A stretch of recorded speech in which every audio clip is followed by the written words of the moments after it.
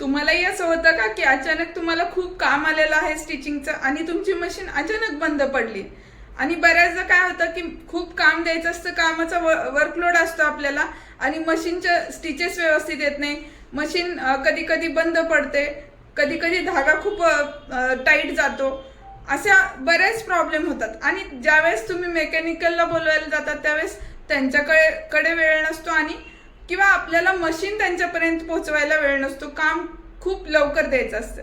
असे प्रॉब्लेम तुम्हालाही होतात का? तर मला कमेंट करून हे नक्की सांगायचं की तुमच्या बाबतीतही असे प्रॉब्लेम होतात का. तर नमस्कार, मी Kishori, fashion designer and coach. आपल्या न्यू फॅशन डिझायनिंग इन्स्टिट्यूट या आपल्या यूट्यूब चॅनलमध्ये तुमचे मनापासून स्वागत आहे. आजचा व्हिडिओ खूप इंटरेस्टिंग होणार आहे. मी आता इन्फॉर्मेशन दिली त्याप्रमाणेच आता तुम्हाला तुमच्या मशीनचं मेकॅनिक तुम्हाला स्वतःला व्हायचं आहे. आजच्या ह्या व्हिडिओमध्ये तुम्हाला मी हाफ शटल पासून हाय स्पीड इंडस्ट्रियल मशीन पर्यंत सर्व काही मशीन रिपेअर कशा करायच्या ते पण तुम्ही स्वतः, ते मी तुम्हाला सगळे डिटेल इन्फॉर्मेशन व्हिडिओमध्ये देणार आहे. व्हिडिओ लास्ट पर्यंत स्किप न करता बघायचा आहे. स्टार्ट आपण ह्या हाफ शटल मशीन रिपेअर कसं करायचे आणि त्याचे सेटिंग काय असतात ते आपण पाहणार आहे. फर्स्ट आपण मशीनची जी सुई आहे, छोटासा पार्ट आहे हा मशीनचा, पण खूप इम्पॉर्टंट पार्ट आहे.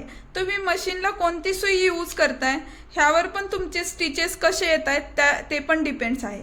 मशीनला हाफ शटल मशीनला तुम्हाला 14 नंबर, 16 नंबर आणि 18 नंबर अशा 3 नंबरच्या सुई मिळतात. आता त्यातली तुम्ही 14 नंबरची सुई आणि ते 18 नंबर सुई कोणत्या कपड्यासाठी कोणती सुई वापरायची हे मी तुम्हाला सांगते. फर्स्ट ज्यावेळेस 14 नंबरची सुई तुम्हाला वापरायची आहे तर ती सुई कोणत्या फॅब्रिकसाठी, ज्यावेळेस तुम्ही लायक्रा होजेरी मटेरियल तुम्ही हाफ शटलच्या मशीनसाठी वापरणार आहात त्यासाठी तुम्हाला 14 नंबरची सुई यूज करावी लागते. आता असं का आहे तर 14 नंबरची सुई आहे त्याचं हे जे पुढचं टोक आहे ते खूप बारीक असतं, त्यामुळे तुमच्या होजेरी फॅब्रिकच्या स्टिचेस हाफ शटलवर सुद्धा येणार आहेत. बऱ्याचदा असं होतं की तुमच्यामध्ये माहीत नसतं की हाफ शटल मशीनमध्ये पण तुम्ही होजेरीचं काम करू शकता. तर 14 नंबरची सुई यूज करून आपण होजेरीचं फॅब्रिक आपल्या हाफ शटलच्या मशीनवर शिवू शकतो. त्यामुळे काय होतं, 14 नंबर सुईमुळे तुमच्या फॅब्रिकला होल जे पडतात होजेरी फॅब्रिकला ते कमी पडतात. 14 नंबर सुईबद्दल आपण सांगितलं. आता 16 नंबर सुईबद्दल सांगूया. 16 नंबर सुई हे तुम्ही तुमचं फॅब्रिक जर पातळ असेल, जॉर्जेट असेल, शिफॉन असेल तर तुम्ही 16 नंबर सुई यूज करू शकता. तुम्हाला ऑल टाईप फॅब्रिक जर यूज करायचं असेल, म्हणजे कोणतेही फॅब्रिक यूज करायचे एक्सेप्ट लायक्रा आणि होजेरी मटेरियल 18 नंबरच्या सुईनी होत नाही. बाकी सर्व जाड मटेरियल जर तुम्हाला स्टिच करायचं असेल मशीन हाफ शटल मशीनवर तर तुम्ही 18 नंबर सुई यूज करू शकता. त्यामुळे तुम्हाला कोणतेही जाड स्टिचेस आले, जाड फॅब्रिक आलं तर तुमचा धागा सारखा तुटणार नाही. हाफ शटलची सुई वापरताना तुम्हाला ती सुई थोडी चपटी असली पाहिजे. एका बाजूने ती सुई चपटी असते आणि एका बाजूने राऊंड असतो. हाफ शटलच्या मशीनच्या सुईला एक बाजू चपटी असते. तुम्ही कोणत्याही नंबरची सुई हाफ शटलची घेतली तर त्याला चपटेच असतं असं. तर ते लावताना तुम्हाला कसं लावायचंय, जी चपटी बाजू आहे ती मशीनच्या ह्या बाजूला बघा, ही चपटी बाजू आहे ती मशीनच्या आतल्या बाजूला लावायची. त्यानंतर तुमच्या सुई प्रॉपर बसली का चेक करायचं.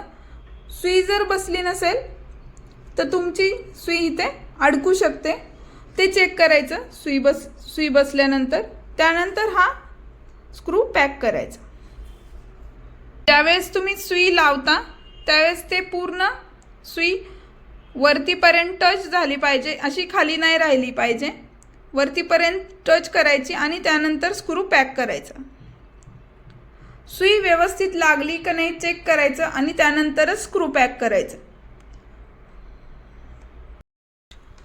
हाफ शटलच्या बॉबिन केस थोडीशी हाईटला मोठी असते, तसेच इथे पण तुमची बॉबिन केस व्यवस्थित पाहिजे तरच तुमचे स्टिचेस व्यवस्थित येणार आहेत. त्यानंतर ज्यावेळेस तुम्ही बॉबिन केसमध्ये बॉबिन लावता त्यावेळेस थोडा एवढा गॅप त्या दोन्हीमध्ये असणं गरजेचं आहे.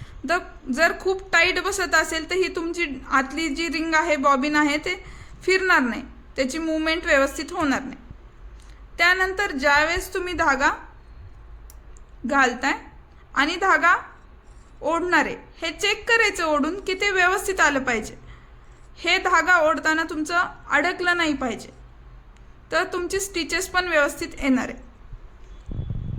हां, त्यानंतर बऱ्याचदा काय होतं की ज्यावेळेस आपण खूप जुनी झालेली असते बॉबिन केस, खूप यूज केलेली असते, त्यावेळेस काय होतं, हे जे कवर आहे ह्यामध्ये धागा गुंतलेला असतो. तर तिथे धागा जर गुंतला तर तुमचे टीप घुंगरू येण्याची शक्यता असते किंवा धागा सारखं तुटतो, पण समजत नाही आपल्याला की कशामुळे तुटतोय. तर तुम्ही ज्यावेळेस स्टिच तुमची व्यवस्थित येत नाही आहे किंवा मशीन क्लीन करताय त्यावेळेस हे बॉबिन केस आहे त्याच्या ह्या खालच्या बाजूला पण तुम्ही चेक करायचे आहे की तिथे धागा गुंतला आहे का आणि व्यवस्थित आहे का. त्यानंतर बॉबिन केस मशीनमध्ये त्या सेटलमध्ये इन्सर्ट कसं करायचं, तर हा पण वरचा हा भाग आहे गोल आणि हा खालचा ह्याचा बॉबिन केसची ही दांडी, तर ते तुम्हाला इथे बरोबर ह्यामध्ये लॉक झालं पाहिजे. इथे लॉक झालं की असा आवाज येतो. जर आवाज आला तर तुमची जी बॉबिन केस आहे ती व्यवस्थित इन्सर्ट झाली आहे.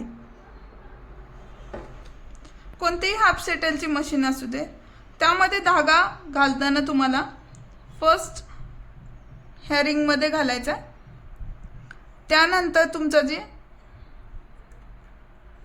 हा राऊंड आहे त्यामध्ये घालायचा. कोणतीही मशीन असू दे, त्याचं सेटिंग कितीही वेगळं असू दे, तर तुम्हाला हीच प्रोसिजर फॉलो करायची. बऱ्याचदा काही मशीनला हा जो भाग असतो तो पुढे असतो, पण प्रोसिजर करताना स्टार्टिंगला हा इथे, त्यानंतर हा इथे आणि नंतर इथे.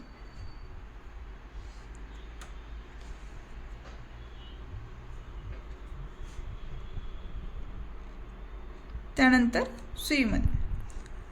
तर बऱ्याचदा काय करतो आपण, इथे सुईमध्ये धागा घालतो आणि स्टार्ट करतो स्टिच करायला.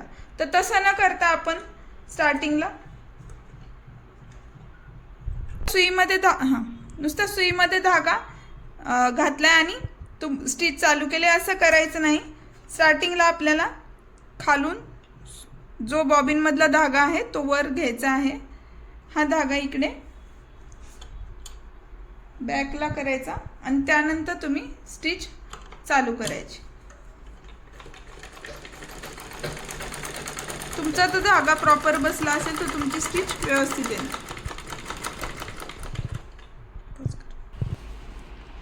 बऱ्याचदा काय होतं की तुमची मशीन आहे त्याची स्टिचेस वरून छान दिसतात पण तुम्हाला खालून सळ आलेली असते, धागे गुंतलेले असतात. तर ते का होतं, तर इथे पण कधी कधी धागा असा गुंतलेला असतो.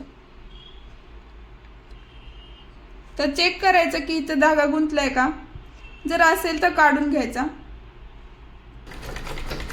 ज्यावेळेस स्टिच एंड होते त्यावेळेस आपण कापड काढता काढता घाईमध्ये काय करतो की सुई पण ओढली जाते, आपली धागा पण ओढतो आणि कापड ओढल्यामुळे सुई पण ओढली जाते. सुई ओढल्यामुळे काय होतंय, सुई इथे आदळून ब्रेक होते. सुईचं जे टोक आहे ते पण खराब होतं.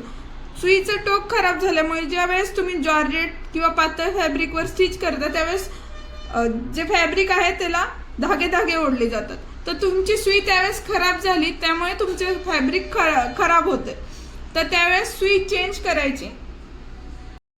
ज्यावेळेस तुम्ही जाड फॅब्रिकवर मशीन यूज करता किंवा जाड फॅब्रिक ह्यावर करता, स्टोन ते जे फॅब्रिक असते ते तुम्ही ह्यावर हाफ सेटल मशीनवर स्टिच करता, त्यावेळेस बरेचदा सुई तुटते.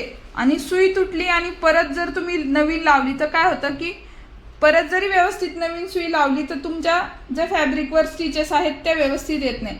ते कशामुळे येत नाही, तर तुमच्या मशीनचं सुई तुटल्यामुळे इथले सेटिंग बिघडलेलं असतं. सुई अचानक ज्यावेळेस तुटते त्यावेळेस इथे प्रेशर येतो मशीनमध्ये आत, त्यामुळे तुमचं सेटिंग खराब होतं. त्यावेळेस काय करायचं, तर हा जो स्क्रू आहे हा थोडा टाईट करायचा आपल्याला, फक्त 2 लाईननी टाईट करायचा. त्यामुळे तुमच्या मशीनचं जे सेटिंग आहे ते दुरुस्त व्हायला मदत होते।